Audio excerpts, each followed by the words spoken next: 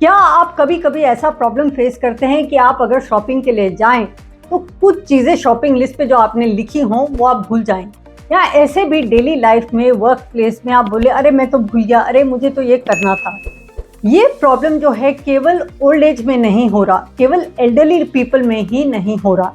ये ऑब्जर्व किया गया है कि मेमोरी लॉस का प्रॉब्लम आज के टाइम और डेट में सब कैटेगरीज ऑफ पीपल, चाहे वो यूथ हो, टीनेजर्स हो, एडल्ट हो या ओल्ड एज हो, इन सब की कैटेगरी में मेमोरी लॉस का प्रॉब्लम हम लोग फेस कर रहे हैं कि हम बार बार चीज़ें भूल जाते हैं। इसके दो मेन कारण हैं। जो ओल्ड एज है उसमें तो डिजेनरेशन ऑफ थोड़ा ब्रेन हो ही जाता है। आप जानते हैं कुछ उस तरह की डिजीजेस, अल्जाइमर्स वगैरह भी ओल्ड एज से रिलेटेड हैं या डिजेनरेशन ऑफ ब्रेन सेल्स से रिलेटेड हैं, तो वो एक एजिंग प्रोसेस से रिलेटेड है। मगर जो नॉर्मल कैटेगरी के, जो बाकी कैटेगरी के लोग हैं, जैसे कि यूथ हैं या हम लोग हैं कि घूमते फिरते भी बोलते अरे ये चीज़ क्यों भूल गए, वो उसका जो प्राइम कारण वो है हमारा क्योटिक लिविंग। इतनी ज़्यादा चीज़ें, इतना हम टेक्नोलॉजी में घुसे रहते हैं, इतना हम फ़ोन में अपने घुसे रहते हैं, और दूसरा हम मल्टीटास्किंग करने की हमेशा कोशिश करते रहते हैं, तो एक क्योटिक लिविंग होता है। हम बैलेंस नहीं कर पाते, स्केड्यूल नहीं कर पाते चीज़ों को। तो हम किस तरह अपना मेमोरी लॉस रिवर्स करना सीखें, हम कैसे अपने ब्रेन को शार्पर और स्मार्टर बनाएं, और कैसे हम ज़्यादा अपने ब्रेन को फ्रेश रख सकें, इसके जो मैं सारे आपको नुस्खे बताऊंगी वो ये हैं जो प्योरली मेडिकल बेस है। इट्स नॉट जस्ट कि कोई ज्ञान बांट रहा है, ऐसा बिल्कुल भी नहीं है। मैं हर एक पॉइंट आपको किस यूनिवर्सिटी या हॉस्पिटल ने रिसर्च किया है, क्या एक्सपेरिमेंट किया है, कितने लोगों पे उसने ऑब्जर्व किया है, वो मैं बता के आपको वो सारे 7 टिप्स ऐसे दूंगी कि जिससे आप बहुत फर्क पाएंगे अपने मेमोरी में, और आपको लगेगा कि आप बिल्कुल, आपकी मेमोरी शार्पर भी हो रही है एंड आप फ्रेश ज़्यादा फील कर रहे हैं। तो सबसे पहला let's start with Harvard university का जो एक एक्सपेरिमेंट किया गया था 29,000 या 30,000 लोगों, और वो भी यूथ और मेन, इस कैटेगरी पे इन्होंने किया कि किस तरह का भोजन खाया जाए। तो eat right is the first point, eat right. उसमें हार्वर्ड यूनिवर्सिटी ने फाइंड आउट किया कि अगर यूथ और मेन की कैटेगरी में उन्होंने जो ये एक्सपेरिमेंट किया, उन्हें वेजिटेबल्स दी जाएं, फ्रूट्स दिए जाएं और जूसेस दिए जाएं, खासकर ग्रीन वेजिटेबल्स भी दिए जाएं, तो उनकी memory was considerably sharper compare to those जो ऑयली, फैटी या मीट प्रोडक्ट्स को कंज्यूम करते हैं। ये हार्वर्ड यूनिवर्सिटी का एक स्टडी है। उसके अलावा 2600 स्टडीज की गई हैं दालचीनी पे। दालचीनी ऐसा प्रोडक्ट है जिससे 100% कहा जाता है हेल्थ प्रूवन बेनिफिट्स है, दालचीनी से आपकी मेमोरी शार्पर हो सकती है। तो ईट राइट के अंदर ये, और एक है डार्क चॉकलेट जो खासकर एक्सपेरिमेंट्स किए गए इटली में, और वहाँ उन्होंने मेडिकल स्टडीज की और कहा कि 100% डार्क चॉकलेट खाने से आपका ब्रेन जो है उसकी मेमोरी बढ़ सकती है। तो ईट राइट पहला पॉइंट हो गया। Next point is sleep deficit, मतलब कि आप पूरी तरह, आपका जो स्लीप साइकिल है, आप पूरी तरह सो नहीं रहे हैं।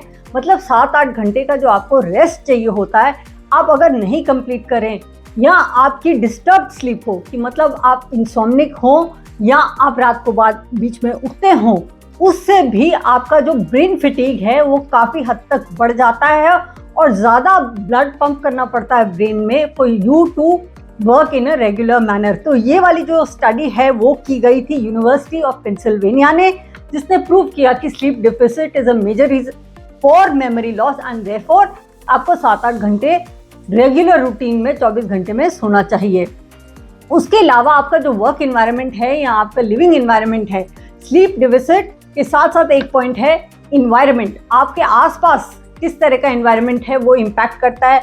अगर आपको उसको एकदम क्लीन रखें, नेचर के पास रहें, तो उससे बहुत इम्पैक्ट होता है। ये जो स्टडी है यूनिवर्सिटी ऑफ मिशिगन ने की, और उन्होंने रैट्स के ऊपर की, नाइल के रीजन में, इजिप्ट के रीजन में रैट्स के ऊपर उन्होंने ये एक्सपेरिमेंट किया और देखा कि जो भी डर्टी सर्कमस्टेंसेस में लोग रहते हैं, या जहाँ पे गंदगी है या डार्कनेस है, नेचुरल लाइट नहीं आती, वहाँ पे भी ज़्यादा मेमोरी लॉस होती है। तो आप अपना एनवायरनमेंट क्लीन रखिए, नेचर के पास रहिए, और अपनी पूरी तरह से अपनी स्लीप कंप्लीट कीजिए। उसके बाद थर्ड पॉइंट पे आते हैं जिससे मैंने शुरू किया था, और वो है ऑर्गेनाइज लाइफ।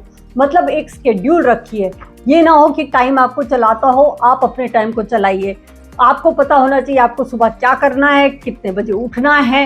आप अपना टाइम डिमार्केट करके रखिए कि वर्क के लिए इतने आवर्स है, उसके आगे मैं नहीं करूँगा। उसके बाद दूसरी बात ये कि अगर इतना टाइम मैंने अपने फैमिली को देना तो ये 2 घंटे उनके लिए ही हैं, या अगर मैंने अपने लिए मेडिटेशन करना है या मुझे अकेले रहना है कुछ समय तक और अपना अध्ययन करना है, कोई आध्यात्मिक चर्चा करनी है, पढ़ना है, या कोई किताब पढ़नी है, म्यूजिक सुनना है, न्यूज़ देखनी है, तो वो टाइम भी आप अपना सेल्फ टाइम जो है, क्वालिटी टाइम है, उसको आप डिमार्केट कीजिए और सोचिए कि एक का जो टाइम दूसरे के अंदर नहीं जाने दीजिए। ये आप डिमार्केटेड वे से आप अपनी लाइफ को अगर आप लीड करेंगे तो उससे भी आपको बहुत फर्क पड़ेगा। इसलिए इसको बोला गया है decluttering of your physical space. मतलब कि बहुत चीज़ें फैला के मत रखिए, नीट एंड क्लीन, एक ऑर्गेनाइज्ड वे में हर चीज़ अपने आसपास, अपने कपड़े, अपने कबर्ड्स, अपने टेबल, सब चीज़ एक नॉन क्लटर्ड वे में रहिए। और दूसरा, अपने माइंड को डीक्लटर करके रखिए, उसको भी ऑर्गेनाइज तरीके से टाइम टेबल के हिसाब से आपको चलना चाहिए। उसके अलावा नेक्स्ट पॉइंट बहुत ही इंटरेस्टिंग पॉइंट है, वो है बेलर कॉलेज ऑफ मेडिसिन। इन्होंने किया है कि good relationships help in improving memory. मतलब कि अगर आप कुछ लोगों उनके साथ हैं जिनके साथ आपको रहने का इंटरेस्ट नहीं है, तो आपका माइंड जो है वो स्विच ऑफ हो जाता है। आप उनकी बातें ध्यान से नहीं सुनेंगे क्योंकि आपको उनसे ज़्यादा इंटरेक्शन में आपको ज़्यादा खुशी नहीं मिलेगी। या अगर कोरोना काल जैसा कोई पीरियड हो जहां आपको फोर्स्ड आइसोलेशन में रहना पड़ रहा है कि आप लोगों के साथ मिल नहीं पा रहे और एक हेल्दी सोशल रिलेशनशिप नहीं रख पा रहे, सेल्फ आइसोलेशन में रहें, तो भी आपकी मेमोरी पे एडवर्स इम्पैक्ट हो सकता है। 5वें पॉइंट पे आए, हॉबीज। ये यूनिवर्सिटी ऑफ इलिनॉय की स्टडी है। इन्होंने कहा है कि ब्रेन टीजर्स अगर आप करें, स्क्रैबल खेलिए या हॉबीज करें, कोई रीडिंग वगैरह रखें, उस तरह की अगर आप कल्टिवेट करेंगे तो भी आपका माइंड शार्पर होगा। उसके अलावा लर्निंग यू मस्ट कंटिन्यू, ये 6 पॉइंट है। मतलब कि आप चाहे ओल्ड हो चाहे यंग हो, कोई नई लैंग्वेज सीखिए, नया गोल्फ जैसे स्पोर्ट्स नया सीखिए, जैसे गोल्फ सीखने लग गए, स्विमिंग सीखने लग गए। उसके बाद अगर आपने पूरी लाइफ टाइम नहीं मिला, या अगर आपको अभी भी काम करते हुए शाम को या वीकेंड पे टाइम मिल रहा है, तो स्कल्पचर की क्लासेस लीजिए, पेंटिंग कीजिए, उससे भी आपका बहुत जो क्वालिटी ऑफ लाइफ है वो इम्प्रूव होगा। और एक लास्ट पॉइंट मैं आपको बता दूं, वॉक बैकवर्ड्स। वॉक बैकवर्ड्स मतलब उल्टा चलिए, पीछे की तरफ चलिए।